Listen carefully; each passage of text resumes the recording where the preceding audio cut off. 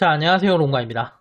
모든 영상에는 자막이 있습니다. 자막이 보이지 않는 영상이 있다면 유튜브 자막을 켜주세요. 자, 살 안 찌는 체질에 대한 네 번째 영상입니다.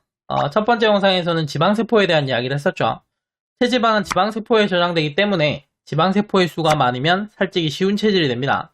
이 지방세포의 수는 어릴 때 결정이 되고 성인이 된 다음에는 바뀌지 않기 때문에 어릴 때 비만이었던 사람은 살찌기 쉬운 체질이 되고 성인이 된 다음에는 이 체질을 바꿀 수 없다. 이런 주장이 있는데 이 주장이 나오게 된 배경과 그렇지 않다는 게 영상의 내용이었습니다. 영상에서 지방세포의 수를 줄일 수 있다는 내용이 나오기 때문인지 댓글로 지방세포의 수를 줄이려면 무엇을 해야 되느냐라는 질문이 올라와서 이번 영상에서는 지방세포에 대해서 이야기를 좀 해보려고 합니다. 사람의 몸은 수많은 세포로 되어 있습니다. 이 세포는 처음 만들어졌을 때는 건강하고 기능적으로 문제가 없지만 시간이 지나면 세포가 노화되면서 기능에 문제가 생기게 되죠. 노화세포가 많아지게 되면 몸의 기능에도 문제가 생기기 때문에 노화된 세포는 사멸로 없애고 세포 분열로 새로운 세포를 만들게 됩니다.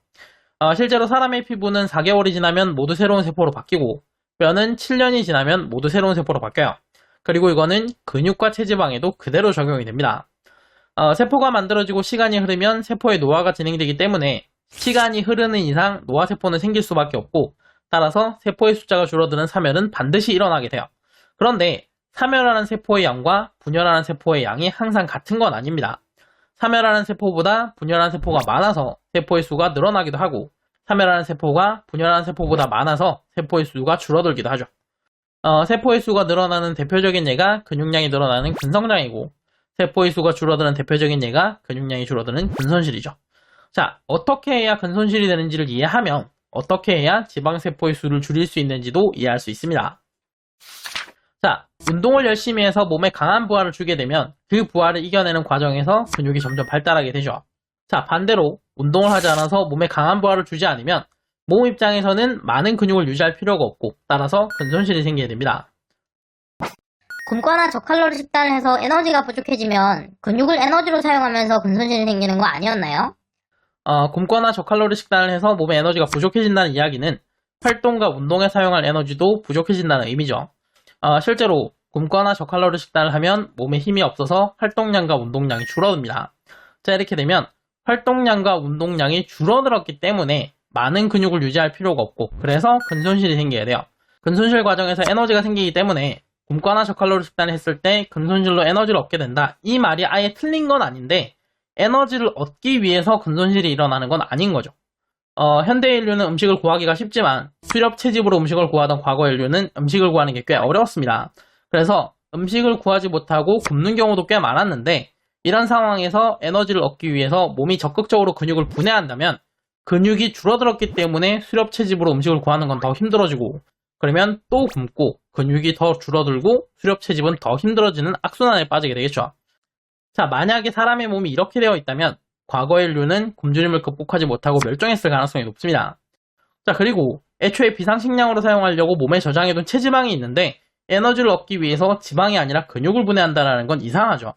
자, 그러니까 부족한 에너지를 얻기 위해서 근손실이 생기는 게 아니라 에너지가 부족해지면 활동량과 운동량이 줄어들고 활동량과 운동량이 줄어들면 근육을 잘 사용하지 않게 되고 근육을 사용하지 않으니까 그게 필요 없어져서 근손실이 생기는 겁니다. 자, 지방세포 역시 마찬가지예요. 지방세포가 필요 없어져야 지방세포의 수가 줄어듭니다. 자, 많은 사람들이 다이어트 방법으로 저칼로리 식단이나 굶는 방법을 선택을 합니다. 음식으로 얻는 칼로리가 부족해지면 체지방을 에너지로 사용해서 다이어트가 된다고 생각하기 때문인데 생각을 한번 해봅시다.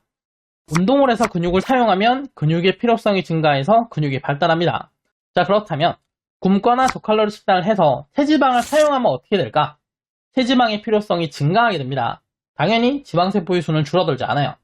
자, 몸 입장에서는 굶거나 저칼로리 식단을 하는 상황은 음식을 구하기 힘든 상황인 거고 이런 상황에서는 생존을 위해서 비상식량인 체지방을 최대한 보존을 해야 됩니다.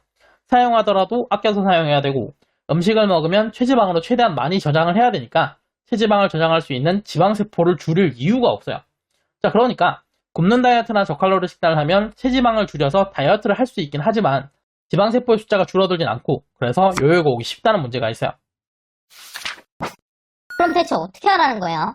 자, 뭔가를 해야 되는 게 아니라 하지 않아야 되는 겁니다. 자, 근육이 발달한 원인은 운동을 했기 때문이죠. 근육을 줄이고 싶으면 근육이 발달한 원인인 운동을 하지 않아야 됩니다. 체지방이 쌓인 원인은 가공된 음식을 먹기 때문이죠. 체지방을 줄이고 싶다면 가공된 음식을 먹지 않아야 됩니다. 애초에 사람 몸에는 이렇게 많은 체지방이 필요가 없어요. 모든 생물은 생존을 목적으로 하는데 체지방이 많은 몸은 활동성이 떨어져서 생존에 불리하고 많은 체지방 자체가 건강에 좋지가 않거든요. 자, 그래서 우리의 몸은 몸 스스로가 체지방을 줄이려고 하는 반응이 있습니다. 그런데 가공된 음식을 자주 많이 먹는 식습관이 이걸 막고 있는 거예요. 자, 가공된 음식을 자주 많이 먹으면 인슐린이 자주 많이 분비되는데 인슐린은 체지방의 연소를 억제하거든요. 자, 따라서 가공된 음식을 먹지 않아서 불필요하게 분비되는 인슐린을 막으면 알아서 체지방을 줄이고 지방세포의 수도 줄어들게 돼요. 여기까지만 하면 문제가 없는데 여기서 좀 더 나아가서 굶거나 저칼로리 식단을 하게 되면 지방세포의 수가 줄어들지 않게 된다는 거예요. 음식을 구하기 힘든 상황으로 오해해서 지방세포가 필요하다고 생각을 하니까. 살찌는 음식과 살 빠지는 음식 9번 영상을 참고하셔서 먹는 음식의 종류만 바꿔보세요. 그것만 하셔도 다이어트를 할 수 있고 지방세포의 수를 줄일 수가 있습니다. 굶는 건 좋지 않다고 하셨는데 그럼 간헐적 단식도 좋지 않은 건가요? 가공된 음식을 먹지 않으니까 확실히 조금만 먹어도 배가 부릅니다. 그런데 조금만 먹으니까 하루에 먹는 칼로리가 너무 적은데 이게 혹시 저칼로리 식단이 되고 있는 건가요? 이것 때문에 지방세포가 줄어들지 않을까봐 걱정입니다. 억지로라도 더 먹어야 되나요? 결론을 먼저 말하자면 간헐적 단식을 올바르게 하고 있으시면 굶는 것과는 다르기 때문에 하셔도 되고 배고프지 않다면 억지로 먹지 않으셔도 됩니다.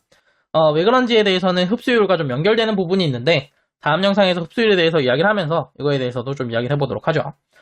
지금 화면에 영상이 2개가 나오고 있을 텐데 다음 영상이 완성되면 오른쪽에 나오도록 해두겠습니다.